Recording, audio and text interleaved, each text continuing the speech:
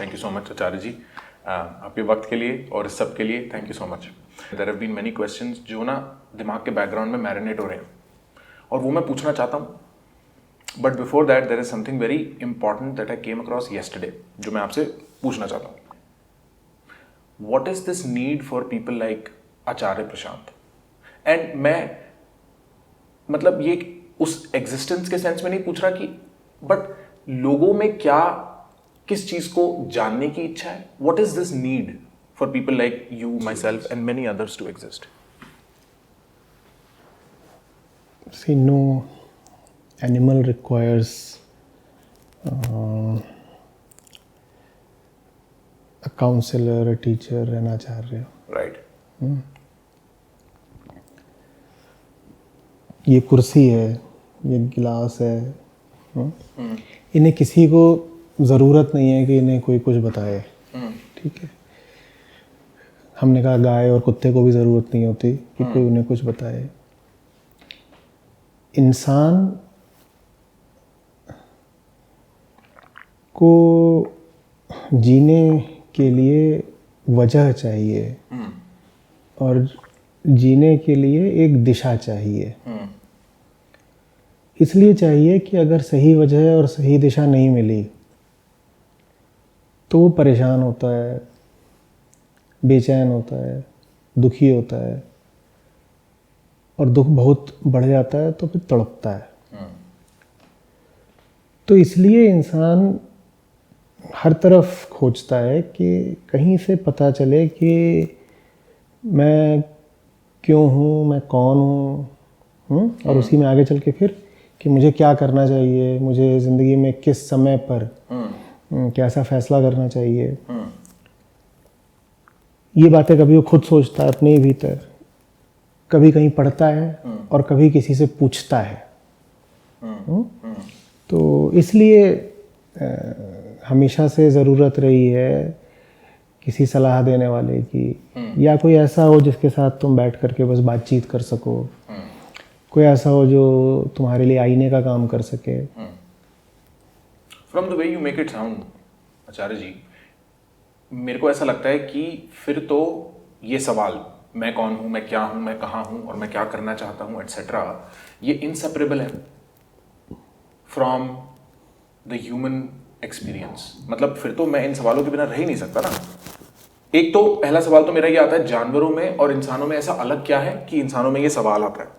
और अगर ये सवाल आता है देन स्पिरिचुअलिटी, आध्यात्म, whatever you might call it, this question answer series that you have about yourself, with yourself and then with the external world, they are inevitable. इंसान सवाल पूछता है। इंसान दुनिया की ओर सिर्फ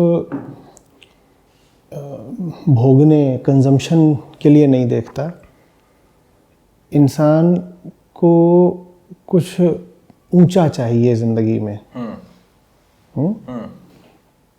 एक गाय को, एक पेड़ को, एक हिरण को तुम कुछ बहुत ऊंचा दे नहीं सकते, क्योंकि उन्हें चाहिए ही नहीं है।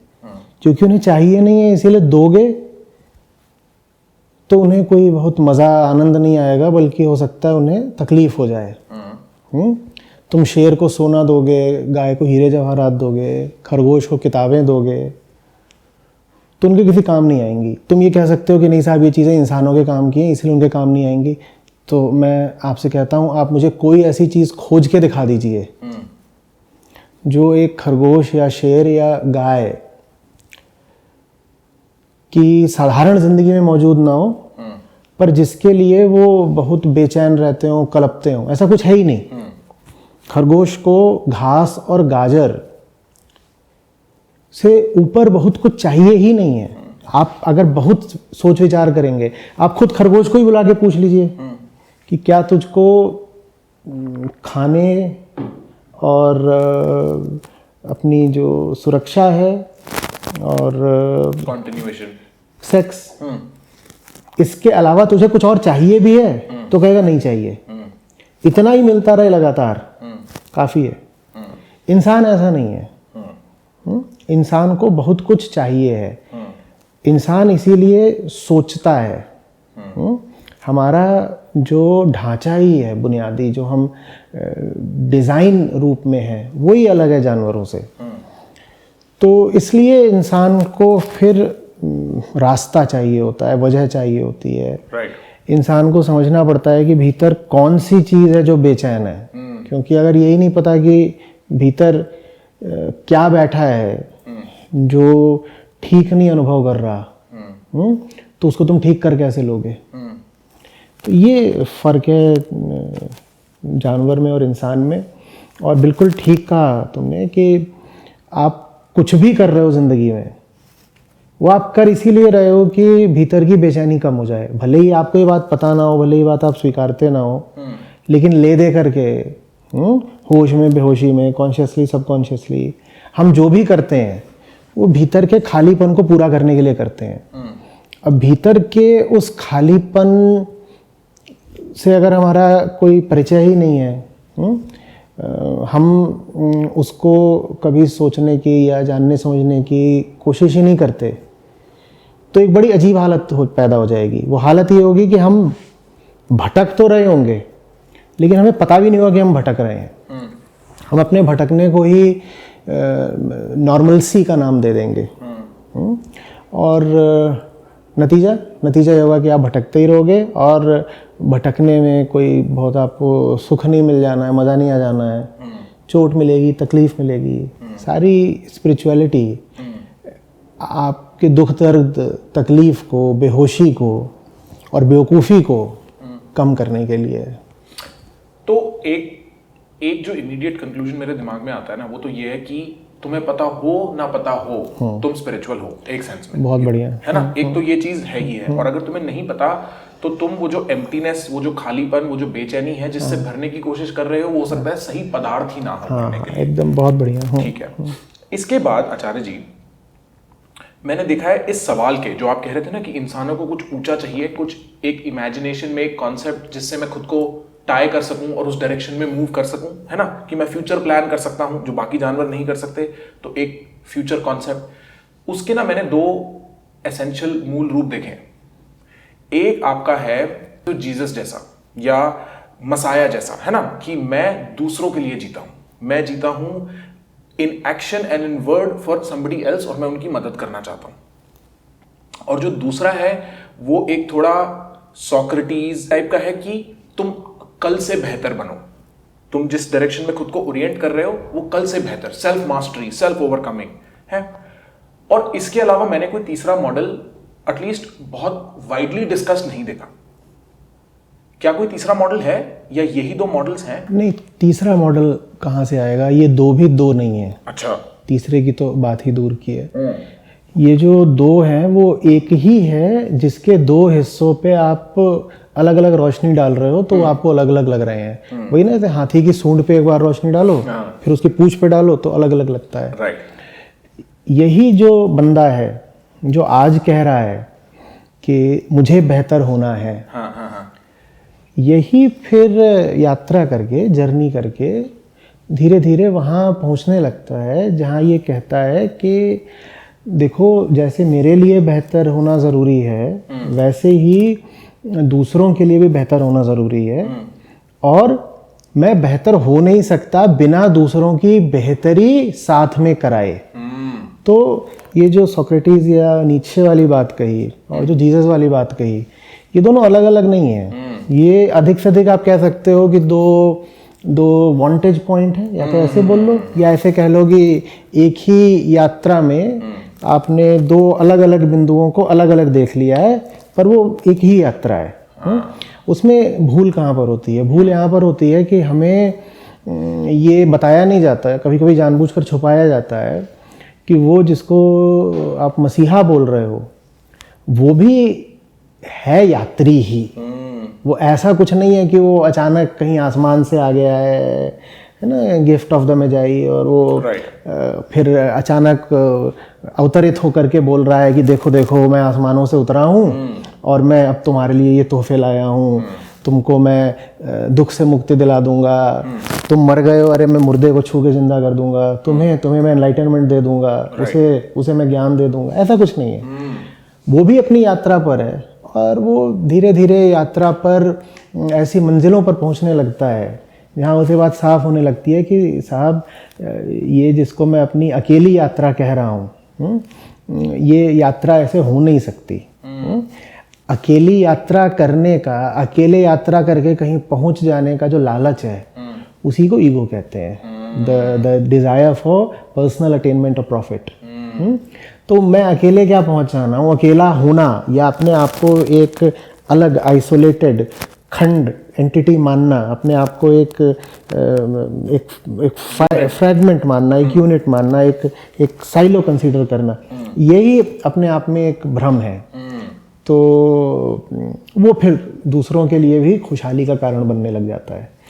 जो इन दोनों मॉडल्स में ना, मैं जो एक इसके अराउंड जो मिथ्स बनते हैं, जो स्टोरीज बनती हैं, जिस तरीके से ये मॉडल सर्कुलेट होते हैं, लाइन में एक जनरली एक पॉइंट आता है जिसको आप पॉइंट ऑफ इल्यूमिनेशन बोल लो, पॉइंट ऑफ एनलाइटनमेंट बोल लो, कि अगर आप इस रास्ते पे चलते रहे, क्योंकि एसेंशियली ये स्पिरिचुअल क्वेश्चन से आंसर कर रहा है, तो कहीं पे आपका स्विच फ्लिप होगा और आपके दिमाग में कोई नया प्रकाश जागेगा, और उस प्रकाश जागने का मतलब है आपकी एनर्जीज अलाइंड है।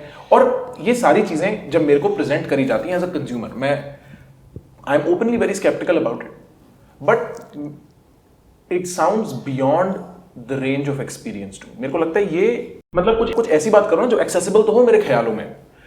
तो मेरा सवाल आपसे ये है, और मैं बहुत हम्बली पूछ रहा हूं, कि ये चीजें वाकई एग्जिस्ट करती भी हैं या ये वो मिथ्स एडेड हैं ताकि आदमी उस लाइट के पीछे चलता रहे उस डायरेक्शन में?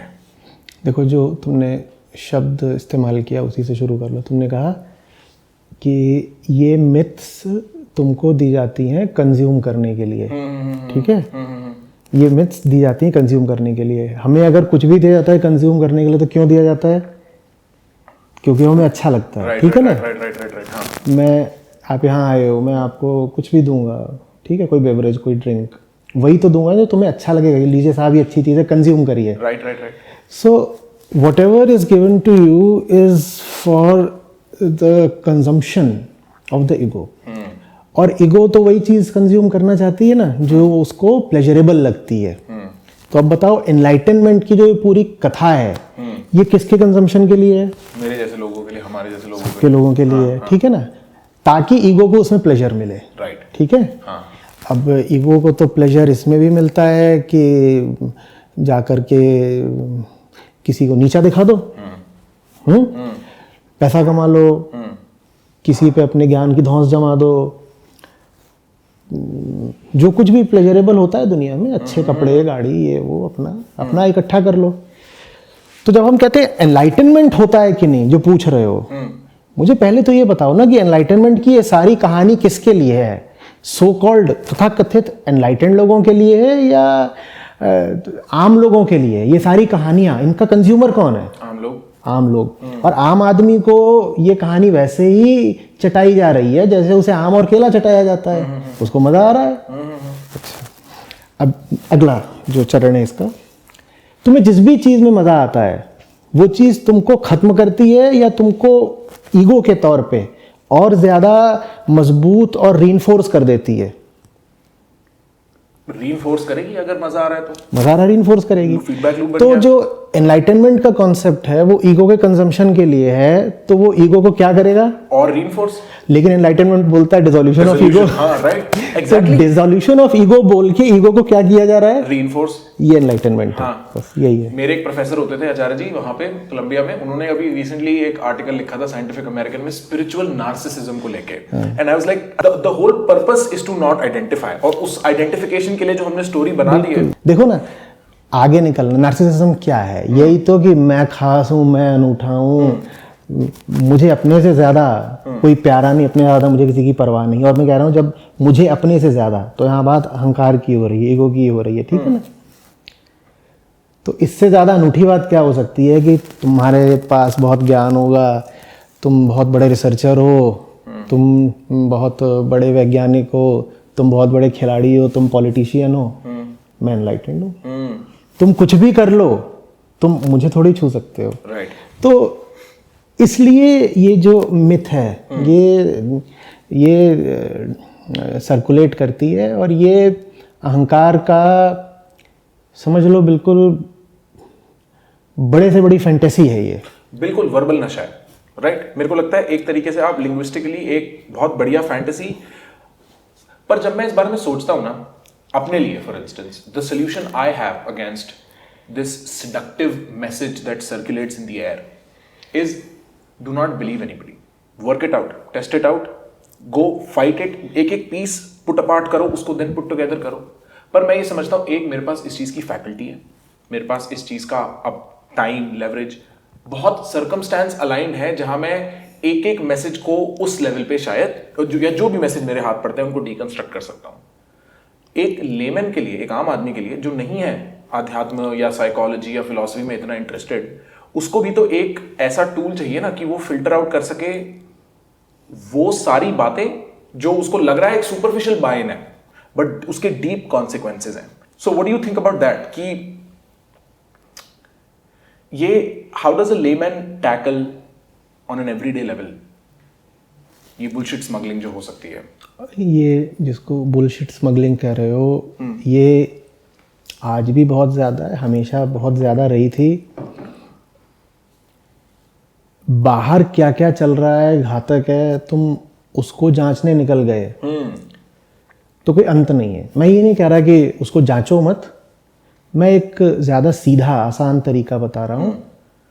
तुम ये देख लो ना, तुम्हारे भीतर कौन बैठा है जो इस बुलशिट को सोखने के लिए बड़ा आतुर है, एकदम ईगर है। नहीं, पर कैसे देखूं फिर? रोज अभी किसी भी वक्त कि अभी तुमने कुछ कहा, वो जो हो सकता है कि पूरा एक वाक्य हो, वो हो सकता है पूरा एक पैराग्राफ हो, क्या मैं ये नहीं देख सकता कि उसमें से मेरी पूरी चेतना, मेरा पूरा ध्यान किस एक शब्द पे जाके अटक गया है?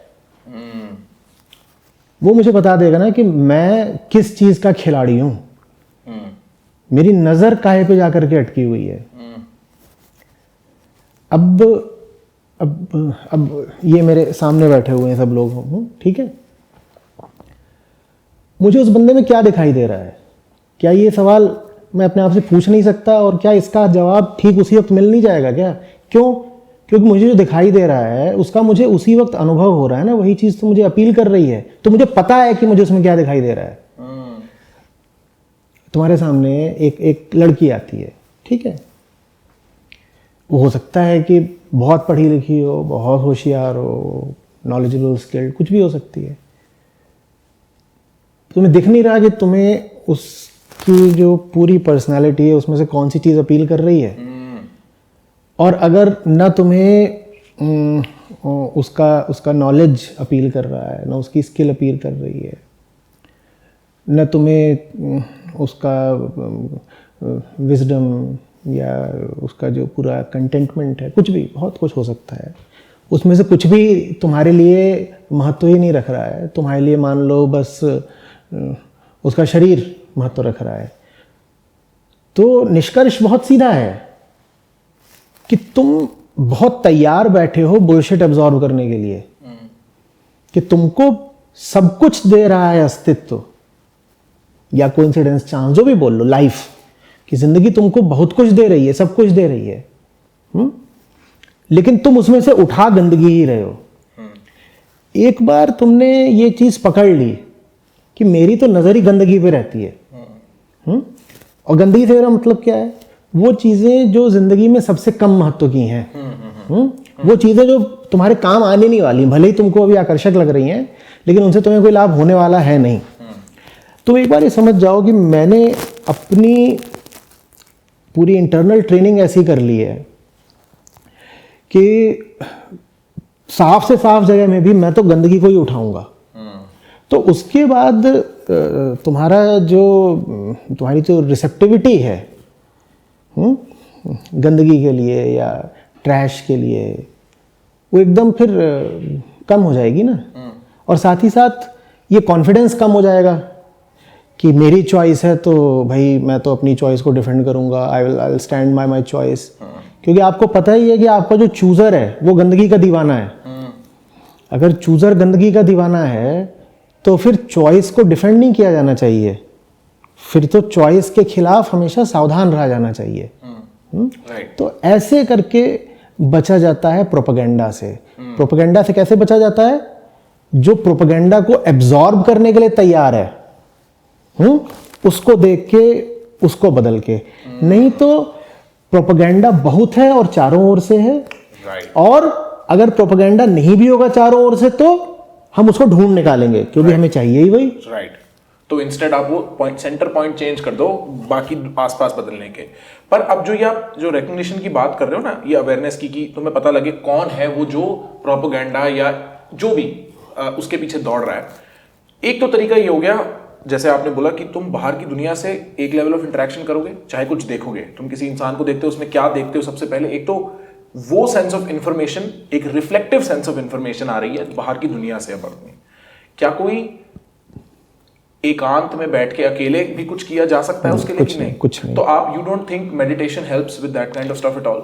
सिर्फ दुनिया से जो तुम्हारा संबंध है उसके ही माध्यम से तुम अपने आप को जान सकते हो। तुम अगर सोच रहे हो कि तुम आंख बंद करोगे और उससे तुम्हें किसी दिव्य ज्ञान की अनुभूति हो जाएगी, तो बिल्कुल बेकार की तो बात फिर है। ये जो ऋषि मुनि होते थे या जो बुद्ध का जो पूरा स्टोरी स्ट्रक्चर है, उसके पीछे फिर क्या सच है?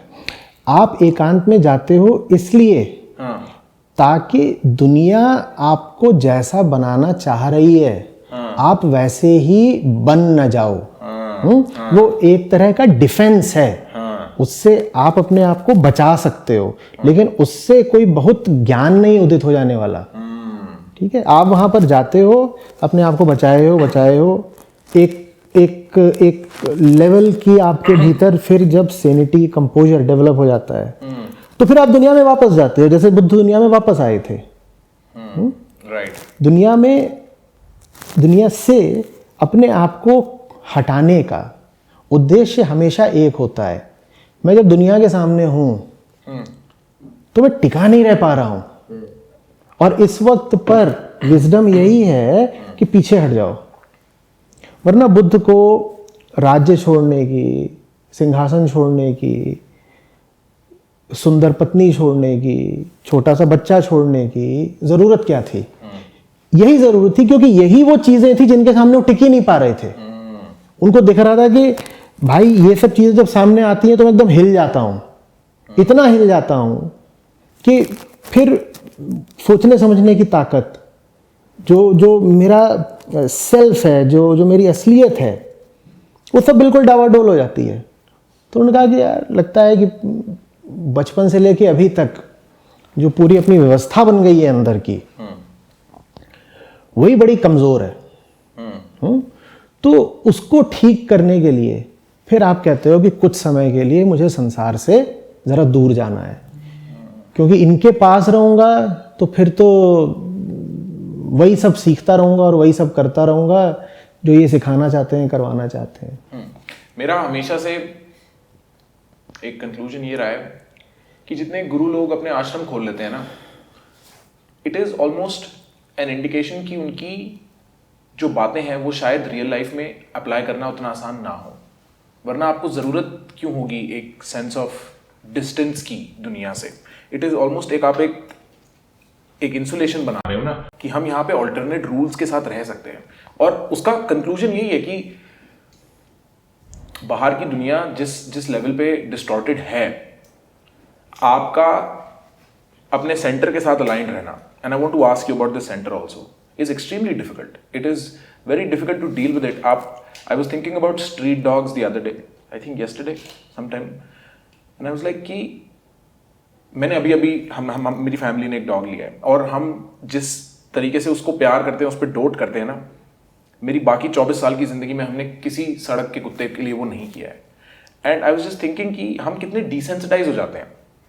And if you are that desensitize towards life, for instance in the outside world, I feel like it is very difficult to remain that centered, say, in yourself. But your terminology is also very interesting when you say कि बुद्ध को लगा कि मैं हिल जाता हूँ, मैं डामाडोल हो जाता हूँ अपने सच से। शायद आपने कहा क्या है सर ये? मैं तो बहुत जेन्युइनली पूछ रहा हूँ। शायद मैं अनुभव करता हूँ ये चीज़ अपने लिए, मेरा एक सच, मैं उसको इनैक्ट करता हूँ, तभी मैं बहुत अच्छे से सोता हूँ रात को। बट मेरे को नहीं पता कि मैं उस पर उंगली कैसे लगाऊँ, और अगर वो एक फाइंडेबल लोकेशन है तो उसकी स्किल कैसे पास ऑन करूं कि लोग वो ढूंढ सके कि उनका सच क्या है। देखो इसीलिए फिर आश्रम ज़रूरी होते हैं।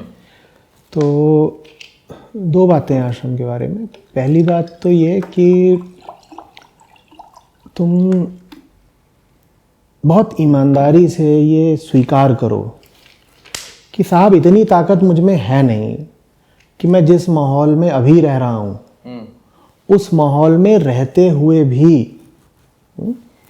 ईमानदारी से जी सकूं। इस तरह का जुमला उछाल देना कि आप जहाँ हो आप वहीं पर एक सेंटर्ड और सच्ची ज़िंदगी जियो, ये बहुत आसान है और न्यू स्पिरिचुअलिटी में चलता भी बहुत है कि तुम जहाँ हो वहीं मस्त रहो और वगैरह वगैरह। पर अपने आप से पूछना पड़ेगा ना कि मैं जहाँ पर हूँ, मैं जैसी नौकरी कर रहा हूँ, मेरा जैसा माहौल है, मैं जैसी ज़िंदगी रोज़ जी रहा हूँ, उसमें ये संभव भी है क्या कि मैं सच्चा रह सकूं? संभव है। और अगर नहीं संभव है तो मैं ज़बरदस्ती की धौंस या अकड़ नहीं दिखाऊंगा। हीरो नहीं बनना है मुझे ये बोल के कि नहीं मैं काम तो गंदा करता हूँ लेकिन मैं इसके बीच में भी बिल्कुल साफ हूँ, स्पॉटलेस हूँ। तो आदमी फिर क्या करता है, अलग हटता है। इसी अलग हटने की व्यवस्था को आश्रम कहते हैं। ठीक है।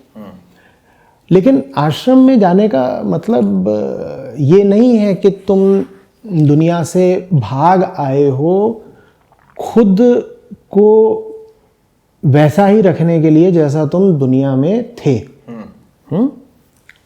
आश्रम में आने का मतलब ही यही है कि तुम कुछ बहुत ज़रूरी चीज़ करना चाह रहे हो जो दुनिया के बीचों बीच, दुनिया भी नहीं कहूँगा, जो तुम्हारे वर्तमान माहौल के बीचों बीच नहीं हो सकती। तो तुमने अपने आप को एक नया माहौल दिया है। ठीक है। जैसे तुम अपने घर में अगर अपने लिए एक स्टडी बना लो, ठीक है, वो भी एक तरह का आश्रम ही है भाई। एक रीडिंग रूम है, उसकी जरूरत ही क्यों है बताओ जरा। मेरे को लोगों से इतनी जगह चाहिए, दूर, शांति, राइट, एक एनवायरनमेंट चाहिए जहां मैं पढ़ सकूं। वो आश्रम का प्रोटोटाइप हो गया। I understand. एक जो रीडिंग रूम है ना वो आश्रम का प्रोटोटाइप है। लेकिन आप रीडिंग रूम में ही ऐसा तो नहीं करते ना कि फिर वहीं रहना, खाना, सोना शुरू कर दो। ऐसा आप कर भी सकते हो अगर आपको पढ़ाई से बहुत प्यार हो गया है। लेकिन अंततः आप जो कुछ पढ़ रहे हो वो जीवन और संसार के बारे में है। तो एक दिन ऐसा आएगा कि आप उस रीडिंग रूम से बाहर निकलोगे। तो जिसको आप आश्रम बोलते हो और जिसको आप दुनिया संसार बोलते हो, उनका बड़ा आपस में ऑर्गेनिक संबंध है। समझ रहे हो? राइट, बिल्कुल बिल्कुल। हाँ, तो आश्रम को समझ लो जैसे कि एक तरह का वो एक सिस्टम है तुमको रिजुविनेट करने के लिए, कि वहाँ आओ और वहाँ से इतनी ताकत लेकर के निकलो कि पहले जैसी झूठ और गुलामी की ज़िंदगी जी रहे थे अब नहीं जिएंगे। जो बंदा अंदर आ रहा है आश्रम में, वो जब बाहर निकले तो उसे दूसरा होना चाहिए। किससे झूठ और किसकी गुलामी? Interesting words. देखो, झूठ हर उस चीज़ को कहते हैं जो वो नहीं है जो लगती है। वो झूठ है। जो कुछ जैसा लगता है वैसा नहीं है और वैसा है नहीं, उसे झूठ बोलते हैं। हाँ, ठीक है। तो आपकी ज़िंदगी में ऐसा क्या है जो वैसा ही है जैसा आपको लगता है? कुछ भी नहीं है, सब झूठ है। हाँ। आप जिन चीज़ों को जो कुछ समझते हैं, क्या वो चीज़ें वाकई वैसी ही हैं? और हमारे लिए कोई भी चीज़ सिर्फ चीज़ नहीं होती। हाँ। उसका एक अर्थ होता है। हाँ। मीनिंग होती है। बिल्कुल। क्या कोई भी चीज़ हमारी ज़िंदगी में वैसी ही है जैसा हम उसको मानते हैं? तो जिन लोगों ने ज़िंदगी को समझना चाहा, जो झूठ से समझौते को राज़ी नहीं थे, उन्होंने बार बार ये पूछा कि भाई जो मुझे जैसा लग रहा है वैसा है भी क्या? मेरे रिश्ते वैसे ही हैं जैसा मैं उन्हें सोच रहा हूँ? राइट। और अगर चीज़ें वाकई वैसी हैं जैसी मुझे लगती हैं तो मुझे धोखा क्यों हो जाता है? हाँ। फिर मैं बीच बीच में शिकायत क्यों करता हूँ कि फलाना मुझे धोखा दे गया, या अरे यार ये चीज़ वैसी तो है ही नहीं जैसी लगती थी। राइट। तो वो बड़े सिंसियर लोग थे। उन्होंने कहा देखो, अगर दो चार चीज़ों में धोखा हो रहा है तो हम ज़बरदस्ती ये विश्वास नहीं करना चाहते कि बाकी चीज़ों में नहीं होगा। हम तो हर चीज़ को आजमा के देखना चाहते हैं। तो उन्होंने कहा ऐसी चीज़ जो कभी धोखा न दे, ऐसी चीज़ जो बदल ही नहीं सकती, सिर्फ उसको सच मानेंगे। बाकी सब चीजें तो सिर्फ दिखावा है, मेकअप है। अभी ऐसा है, अभी वैसा है, छिलके हैं, उतर जाने हैं, मौसम है, बदल जाना है, उसको झूठ बोलते हैं। तो झूठ ये है। और तुमने दूसरी चीज कही गुलामी। गुलामी का क्या मतलब है? गुलामी का मतलब है कि पता चल जाए कि कोई चीज झूठ है, फिर भी डर के मारे उसको सच मानना, ये गुलामी है। ठीक है, आपने एक टर्म यूज किया था न्यू स्पिरिचुअल, और मैं समझता हूँ आप न्यू स्पिरिचुअल क्यों बोलोगे, क्योंकि आप you been using the word spiritual before ये एक नई ब्रीड ऑफ स्पिरिचुअलिटी इमर्ज हुई। मेरे लिए प्रॉब्लम यह है कि मैं स्पिरिचुअल बोल नहीं सकता, मेरे लिए वो इतना सॉलिड कैरेक्टर ब्रेक है, क्योंकि मेरे लिए जो स्पिरिचुअल और स्पिरिट और ये वाले जो वर्ड्स है ना, वो हाईजैक हो गए एक वर्जन ऑफ स्पिरिचुअलिटी के साथ। आप समझ रहे हो मेरी बात? गलत बोल रहा हूं मैं? थोड़ा सा। हाँ बताओ। नया नहीं है, हाँ हमेशा से था ये वाला, अभी मेन स्ट्रीम हो गया है। अब ये मेन स्ट्रीम हो गया है। Mainstream क्यों हो गया है? समझ आता हूँ। पहले गांव में अनपढ़ लोग होते थे, ठीक है, गांव में कोई ओझा होता था, कोई तांत्रिक होता था, वो भी बराबर का अनपढ़ है। वो बोलता था कि तेरी मुर्गी खो गई है, कोई बात नहीं, मैं ऐसे हुआ करूंगा, तेरी मुर्गी मिल जाएगी। किसी को बोलता था कि वो फलानी जगह पे विशेष सिद्धि है, वहां जाके बकरा काट के चढ़ा दो तो कुछ हो जाता है। किसी को बोलता था अच्छा तुझको तेरा बेटा तेरे काबू में नहीं आता, मैं आंख बंद करके ऐसे बैठ जाऊंगा, मंत्र मारूंगा। तो ये सब अनपढ़ों की बातें थी, और ये हमेशा से थी। ये जो चीज है धर्म के नाम पे हमेशा से थी। जादू टोना हो गया, किसी को बेवकूफ बना दिया, किसी को बोल दिया इधर ला भाई, ये मेरी परात है, इस पे पैसे रख दे और मैं उस पे कपड़ा डाल दे, मैं फूं फूं करूंगा, तेरा पैसा डबल हो जाएगा।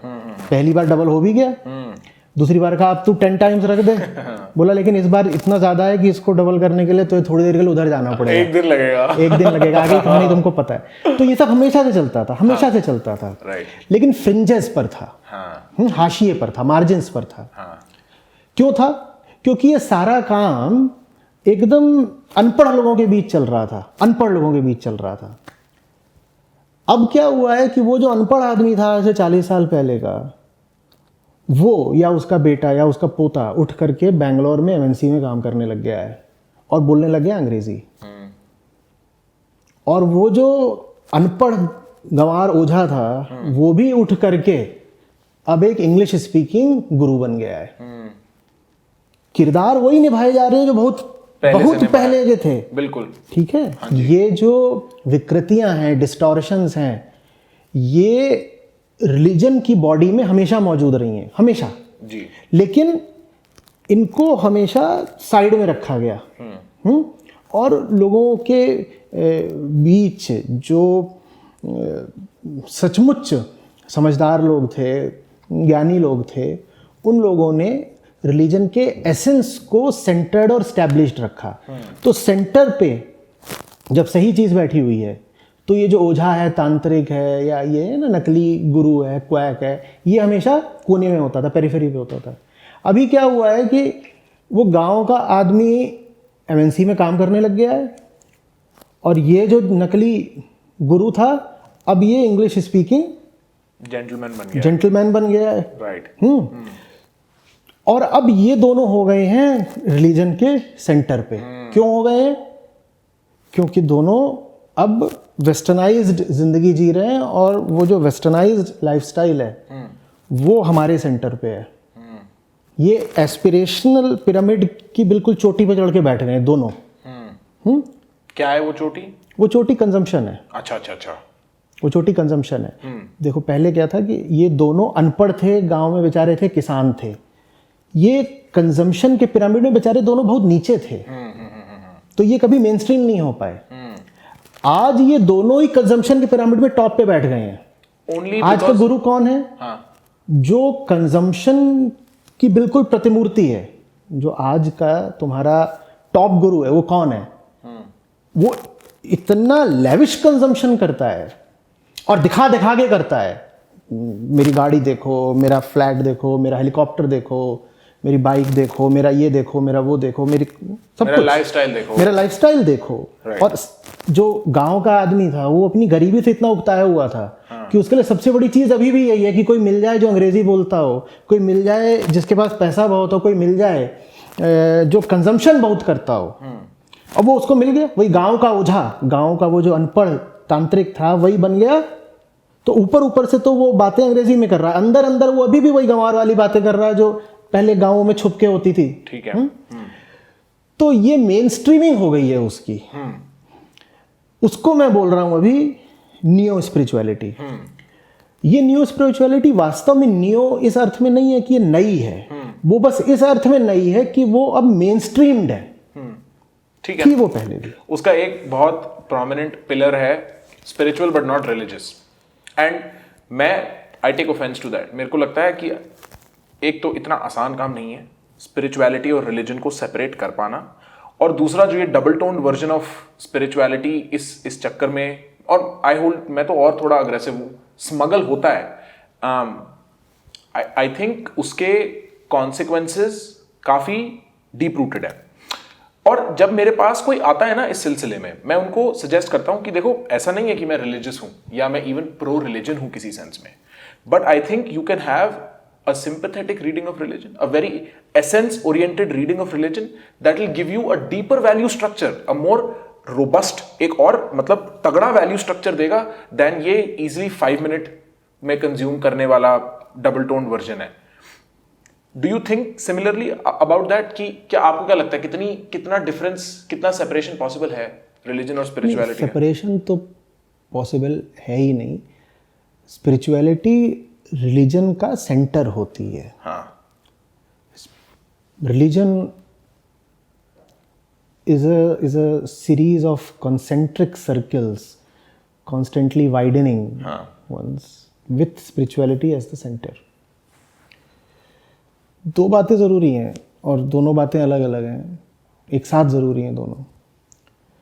पहला तो ये कि जो रिलीजन की पेरिफेरी है उसमें खो ना जाए, क्योंकि रिलीजन का उपयोग ही है आपको सेंटर तक लाने के लिए। तो रिलीजन के उन हिस्सों से बहुत बच के रहना होगा जो आपको सेंटर तक नहीं लाते।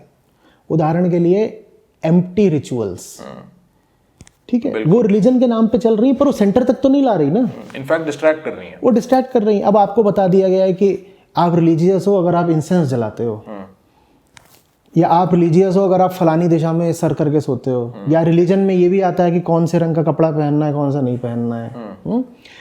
अब ये सब बातें एकदम पोंगा पंडित वाली बातें हैं, ये कहीं से आपको आपकी हस्ती के सेंटर तक नहीं लाने वाली हैं, ठीक है। तो इनसे बच के रहना, ये पहली बात है।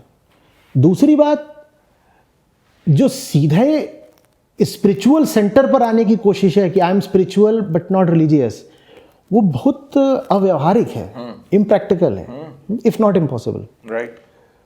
तो रिलीजन का इस्तेमाल तो करना ही पड़ेगा अगर आपको स्पिरिचुअल होना है। बिल्कुल, रिलीजन का इस्तेमाल तो करना ही पड़ेगा। Religion is like you know a doorway, stepping stone, जैसे भी बोलना चाहो। राइट।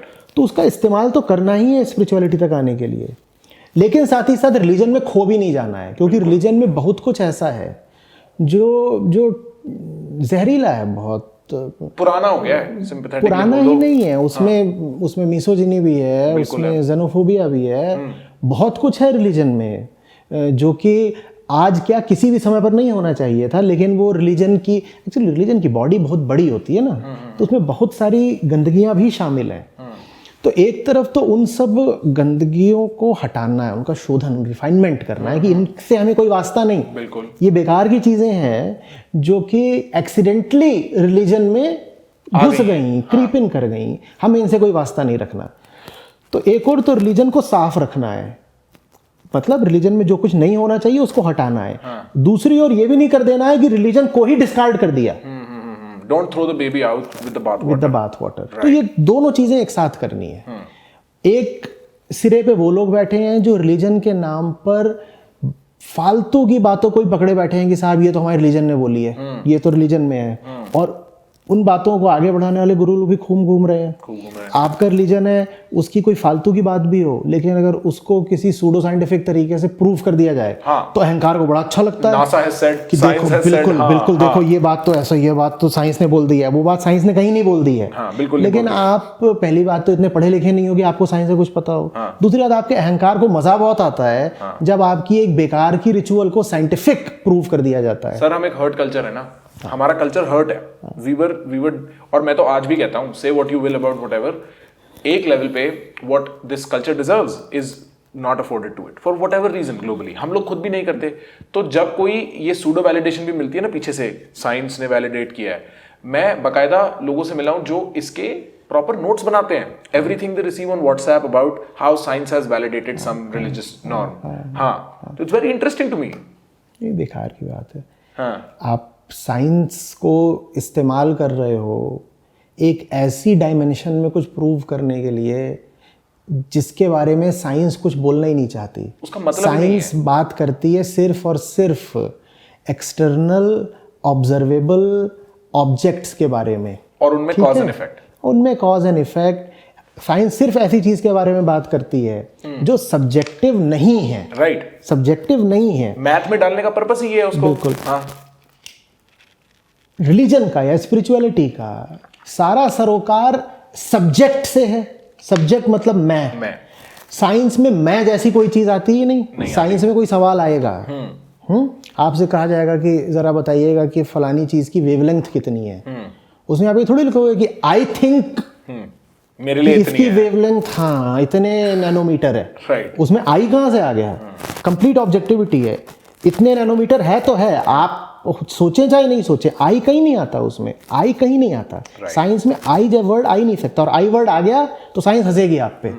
आपसे कहा जा रहा है पेंडुलम का टाइम पीरियड बताइए, आप ये थोड़ी बोलोगे कि for me it is 4.2 seconds, for him it is 3.6 seconds. Science में सब्जेक्टिविटी नहीं हो सकती, जबकि स्पिरिचुअलिटी टोटली सब्जेक्ट को एड्रेस करती है। सब्जेक्टिव नहीं है, सब्जेक्ट को एड्रेस करती है, सब्जेक्ट को समझती है और सब्जेक्ट में जो जहर भरा हुआ है उसको साफ करती है। ये स्पिरिचुअलिटी का काम है। अब आप ऑब्जेक्टिव साइंस को यूज कर रहे हो एक सब्जेक्टिव डोमेन में, तो आप पगले हो। बिल्कुल। तो ये सब कहना है कि देखो साइंस ने मेरी रिलीजियस बिलीफ्स को वैलिडेट कर दिया, ये पागलपन की बात है। तो ये दो जो गंगा जमुना है कहीं मिलती हैं या फिर ये अलग अलग? ये बिल्कुल कहीं भी नहीं मिलती हैं, बिल्कुल भी कहीं नहीं मिलती हैं, बल्कि स्कीमा है इनका, अभी नाम नहीं याद आ रहा है, अमेरिकन पैलेंटोलॉजिस्ट हैं, तो उन्होंने इनको स्केमेटाइज कर रखा है। स्केमेटाइज ही यही करा है कि नॉन ओवरलैपिंग मैजिस्टीरिया हैं ये दोनों, साइंस और स्पिरिचुअलिटी, और बिल्कुल हैं, वो करे नहीं करे ये बात यार बहुत बहुत सीधी भी है। और वो तो उन्होंने तो अभी करा है कुछ just a few decades back. ये तो उपनिषदों से हर जगह से हमें पता है, एक है ये द ऑब्जर्व्ड वर्ल्ड, दृश्यमान जगत, और एक है उसका दृष्टा। साइंस को मतलब ही सिर्फ किससे है? साइंस बहुत ईमानदार है, एकदम ऑनेस्ट है, कहते मुझे मतलब सिर्फ उन चीजों से है जो तुम्हें एक्सपीरियंस होती हैं, लाइट, साउंड, मटेरियल। साइंस बस इनसे मतलब रखती है। स्पिरिचुअलिटी का सारा संबंध किससे है? जो अंदर एक्सपीरियंसर है। एक्सपीरियंसर है, बिल्कुल। हाँ, तो एक्सपीरियंसर को समझने के लिए स्पिरिचुअलिटी एक्सपीरियंस्ड वर्ल्ड का सहारा ले सकती है, बिल्कुल। लेकिन उसका जो सेंट्रल कंसर्न है, जो उसका प्राथमिक सरोकार है, वो एक्सपीरियंस्ड वर्ल्ड से नहीं है, एक्सपीरियंसर से है, बिल्कुल। तो ये दोनों उस हद तक तो बिल्कुल अलग अलग हैं ही हैं। Right. There was religious symbolism, but I don't know how to approach that. मतलब this is a topic that has never been interesting to me, but people ask me about it कि religion की symbology और जो symbols हैं religion में उनके meaning। देखो अभी हम बोल रहे थे कि रिलीजन का सारा संबंध सब्जेक्ट से है, वो जो एक्सपीरियंस करता है। अब वो तो तुमको दिखाई देता नहीं ना, वो तुमको दिखाई देता नहीं, पर तुम उस पर काम करना चाहते हो, तुम उस पर काम करना चाहते हो। मान लो ये गिलास है, मुझे पता है गिलास बहुत गंदी हो गई है। अब there are various ways to clean up a tumbler, उसमें प्रॉब्लम नहीं है, मैं इसको लेकर के ऐसे रगड़ सकता हूँ तो ये साफ हो जाएगा। बिल्कुल। मुझे लेकिन अगर ये पता चल गया कि मेरा मन बहुत गंदा है तो मैं उसे कैसे साफ करूं? उसके लिए सिंबल्स का सहारा लिया जाता है। ये आंखों के सामने है, इसकी गंदगी दिख गई, मैं साफ कर दूंगा।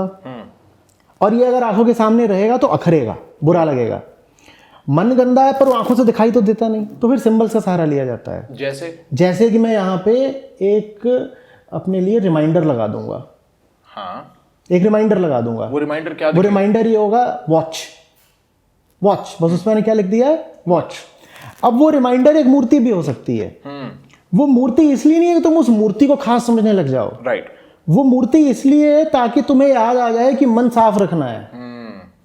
तो ये रिलीजियस सिंबोलिज्म होता है कि बहुत सारी छोटी छोटी चीजों का सहारा रिलीजन लेता है तुम्हें तुम्हारी याद दिलाने के लिए, तुम्हें तुम्हारी हालत की याद दिलाने के लिए। उन चीजों को खास नहीं समझ लेना चाहिए कि उन चीजों में कुछ खास हो गया, कि किसी पत्ते में कुछ खास है, किसी पेड़ में कुछ खास है, किसी बीज में कुछ खास है, किसी फूल में कुछ खास है। वो जितनी चीजें हैं उन सब के इर्द गिर्द एक मिथ बहुत केयरफुली खड़ी की जाती है, ताकि जब भी तुम उस चीज को देखो तो तुम्हारा जो फोकस है वो खट से तुम्हारे ऊपर चला जाए कि कोई चीज आई और उसने तुम्हें तुम्हारी याद दिला दी। राइट। आत्मा परमात्मा की नहीं, तुम्हारी अपनी हालत की याद दिला दी कि अरे यार ये तो वो सिंबोलिज्म एक तरह का समझ लो नेमोनिक एसोसिएशन है। बिल्कुल, ठीक है। An image can stand for a lot of words. For a lot of words, and the images are carefully constructed to stand for something special. Right. But you have to remember that they stand for something special. They are not special in their own right. Right. ठीक है। They stand for something. दिक्कत सारी तब हो जाती है जब आप या तो इग्नोरेंस के कारण या बेईमानी के कारण ये याद ही नहीं रखना चाहते कि वो जो इमेज है सामने, वो जो ऑब्जेक्ट है सामने, वो किस चीज का प्रतिनिधि है, वो रिप्रेजेंट किस चीज को कर रहा है, वो आप याद नहीं रखना चाहते, क्योंकि वो याद रख लिया तो बड़ी तकलीफ होगी, असुविधा होगी, डिस्कम्फर्ट। आप उस चीज को ही या तो वर्शिप करना शुरू कर देते हो या उस चीज को ही मान लेते हो कि इसमें तो कुछ खास बात है, इससे पॉजिटिव एनर्जी निकलती है, इससे पॉजिटिव एनर्जी निकलती है। क्रिस्टल्स के साथ जैसे करते हैं। बिल्कुल। या जैसे मैं तुमको मान लो बार बार बोलूं कि यार मन में अंधेरा बहुत है, वहाँ रोशनी होनी चाहिए, मन में अंधेरा बहुत है, रोशनी होनी चाहिए, ठीक है, ये बोलूं। और अभी जब हमारी मीटिंग खत्म हो तो मैं तुमको एक मोमबत्ती दे दूं, और वो मोमबत्ती देते हुए तुमको बोलूं कि इस मोमबत्ती को तुम जब भी जलाना, जब भी मन में तो ये याद कर लेना कि ये अंधेरे को मिटाने के लिए है। अब वो मोमबत्ती मैंने तुमको एक सिंबल, एक प्रतीक के रूप में दी है कि ये मोमबत्ती जब भी जलेगी तुम्हारे मन के अंधेरे की याद आएगी और अंधेरा मिटेगा। बिल्कुल। लेकिन उसकी जगह तुम बेईमानी से क्या करो कि वो मोमबत्ती जला के तुम बोलो कि इसमें से पॉजिटिव लाइट निकलती है, साहब ये तो पॉजिटिव लाइट वाली एनर्जी है। राइट। और उस तरह की मोमबत्तियों का तुम बहुत बड़ा बिजनेस खड़ा कर दो। हाँ। कि पॉजिटिव लाइट वाली मोमबत्तियां, और लोग उन्हें घर ले जा रहे हैं, उन्हें जला रहे हैं और कह रहे हैं इससे पॉजिटिव एनर्जी आ रही है, पॉजिटिव लाइट आ रही है। ना तो कोई पॉजिटिव एनर्जी होती है, ना कोई पॉजिटिव लाइट होती है। ये बहुत ही इलिटरेट तल की बात है कि आप पॉजिटिव लाइट और पॉजिटिव एनर्जी और पॉजिटिव वाइब्रेशन जैसी बेवकूफ़ी की बातें करें। आचार्य जी, अगर एक चीज बहुत क्लियर है ना अभी तक हमारे डिस्कोर्स में भी, वो ये है, जैसे आप कहते हो मूर्ति का पर्पस ये नहीं है, और देन यू टॉक अबाउट क्या नहीं है वर्सेस क्या है, एंड दैट शोज कि आप कितना भी वेल प्लान्ड कुछ भी बना लो, कितना भी सॉलिड आइडिया हो, कितनी भी सॉलिड स्टोरी हो, उसका एक मिस इंटरप्रिटेशन, आदमी की बेईमानी सब कुछ या आलस खा जाती है। या आलस, मेरे को लगता है हम इतने बेईमान लोग हैं कि हम हर चीज को हरा देंगे अपने आलस की सुरक्षा करने के लिए, अपने डर को बचाने के लिए।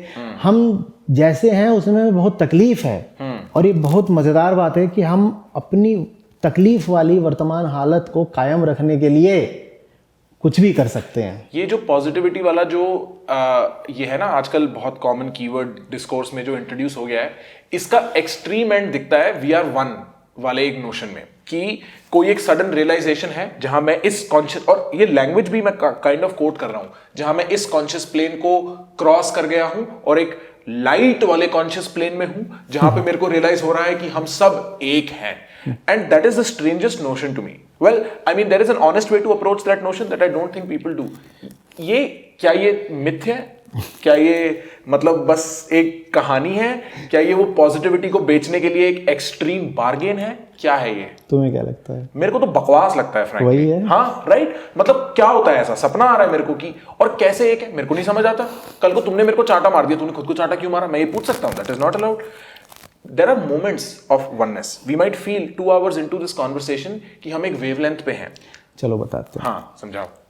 वननेस का मतलब होता है, ये देख लेना कि केमिस्ट्री के तल पर, सबसे पहले केमिस्ट्री के तल पे, फिर आगे का भी बात करें। केमिस्ट्री के तल पर, बायोलॉजी के तल पर, इवोल्यूशन के तल पर तुम में और मुझ में कोई फर्क नहीं है।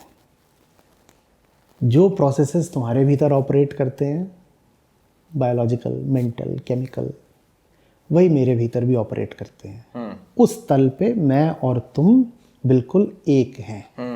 ठीक है, बिल्कुल एक हैं। बस ये वननेस का मतलब है, और कुछ भी नहीं। और कोई नहीं है। हाँ, ईगो मानती है कि तुम अलग, मैं अलग। राइट। और ये मानने के कारण ही उसको तकलीफ होती है। क्यों तकलीफ होती है समझो। जब वो तुमको अलग मानती है, मुझको अलग मानती है, तो कहती है तुम एक पर्सन हो और मैं एक पर्सन हूँ। बात ये है कि तुम एक प्रोसेस हो और मैं भी एक प्रोसेस हूँ, और ये दोनों प्रोसेसेस फंडामेंटली एक हैं। ये वननेस है। एक बार कोई तुम्हारे ऊपर चिल्ला रहा हो, उसको पर्सन की जगह प्रोसेस मानकर देखो, तुम्हारी तकलीफ कम हो जाएगी। कैसे, क्या डिफरेंस आता है समझने में? बंदा नहीं चिल्ला रहा है, हाँ। मशीन चिल्ला रही है। हाँ। ये एक प्रोसेस है जो तुम पे चिल्ला रहा है। राइट। उसके भीतर कुछ ऐसा हो गया है, वो चिल्ला रहा है। Right. It's not a conscious decision to shout. Right. एक स्विच है जो दब गया है। हाँ। एक बटन किसी ने एक्टिवेट कर दिया है, वो इसलिए चिल्ला रहा है। राइट। अब गुस्सा नहीं आएगा। मशीन पे गुस्सा ज़्यादा आता है या इंसान पे ज़्यादा गुस्सा आता है? इंसान पे आता है ना। इसीलिए इंसान भी मशीन है, ये देख लो, फिर इंसान पे भी गुस्सा बहुत कम आएगा। राइट। तो बायोलॉजी के तल पर हम सब बिल्कुल एक हैं। ये वननेस का एक पहलू है। और वही जो शरीर है, वही जो बायोलॉजी है, उससे संबंधित जो हमारी चेतना है, वो भी इस मायने में एक है कि हम सब परेशान हैं, बेचैन हैं, हम सबको एक रिलीज या लिबरेशन चाहिए। ठीक है, तो उसको कह सकते हो वननेस है। दोनों ही बातें किसी सुपर कॉन्शियसनेस से संबंध नहीं रखती हैं। Right. दोनों ही बातें हमारी बॉन्डेड स्टेट से संबंध रखती हैं। When it comes to our bondages, we are one, and when it comes to our shared desire for liberation from those bondages, again we are one.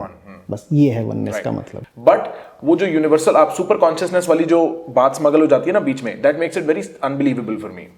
Super consciousness वगैरह कुछ नहीं होता। एक होती है बेवकूफ कॉन्शियसनेस, और एक होती है कम बेवकूफ कॉन्शियसनेस। बस हो गया। हाँ, बेवकूफ रहती है। सुपर कॉन्शियसनेस शायद सुपर बेवकूफ कॉन्शियसनेस को बोलते होंगे। For sure. मालूम नहीं है क्या है। सही, ठीक है।